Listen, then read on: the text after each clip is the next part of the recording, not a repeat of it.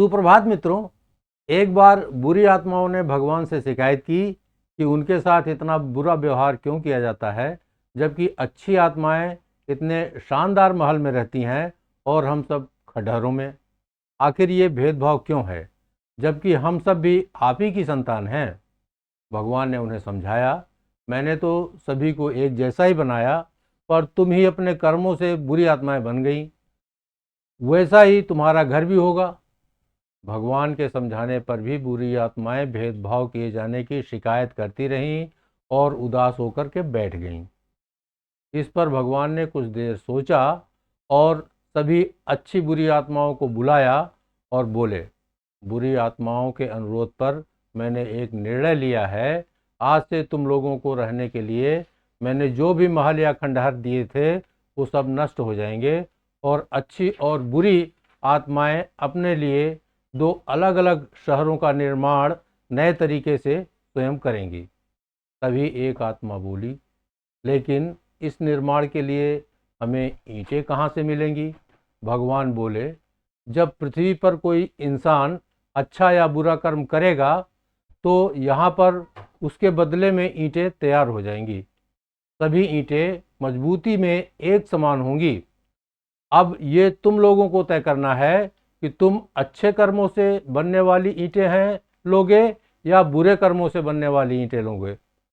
बुरी आत्माओं ने सोचा, पृथ्वी पर बुराई करने वाले अधिक लोग हैं, इसलिए अगर उन्होंने बुरे कर्मों से बनने वाली ईंटें ले लीं तो एक विशाल शहर का निर्माण हो सकता है। और उन्होंने भगवान से बुरे कर्मों से बनने वाली ईंटें मांग ली। दोनों शहरों का निर्माण एक साथ शुरू हो गया, पर कुछ ही दिनों में बुरी आत्माओं का शहर वह रूप लेने लगा, विशाल रूप लेने लगा। उन्हें लगातार ईंटों के बहुत सारे ढेर मिलने लगे और उन्होंने एक शानदार महल बहुत जल्द ही बना लिया। वहीं अच्छी आत्माओं को निर्माण करने में समय लगा। उनका निर्माण धीरे धीरे चल रहा था। काफ़ी दिन बीत जाने पर भी उनके शहर का केवल एक ही हिस्सा बन पाया था।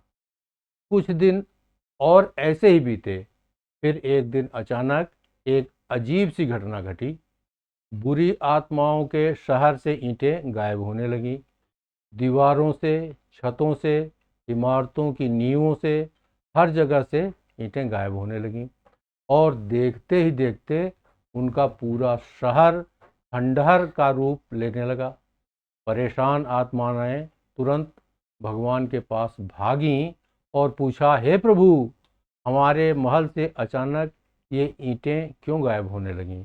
हमारा महल और शहर तो फिर से खंडहर बन गया।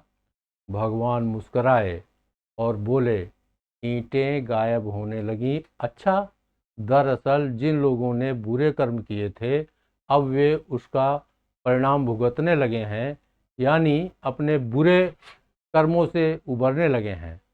उनके बुरे कर्म और उनसे उपजी बुराइयां नष्ट होने लगी हैं, तो उनकी बुराइयों से बनी ईंटें भी नष्ट होने लगी हैं।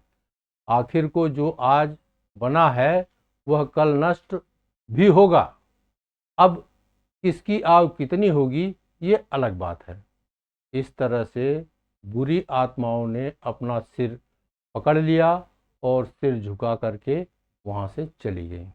मित्रों, इस प्रसंग से हमें कई ज़रूरी बातें सीखने को मिलती हैं जो हम बचपन से सुनते आए हैं, पर शायद उसे इतनी गंभीरता से नहीं लेते हैं। बुराई और उससे होने वाला फायदा बढ़ता तो बहुत तेजी से है, परंतु नष्ट भी उतनी ही तेजी से होता है। वहीं सच्चाई, अच्छाई से चलने वाले धीरे धीरे आगे बढ़ते हैं, पर उनकी सफलता अस्थायी होती है। अतः हमें सच्चाई की बुनियाद पर अपने सफलता की इमारत खड़ी करनी चाहिए। झूठ और बुराई की बुनियाद तो बस खंडहर ही बनाए जा सकते हैं। उस बुनियाद से सदैव प्रसन्न रहिए, मस्त रहिए, खुश रहिए।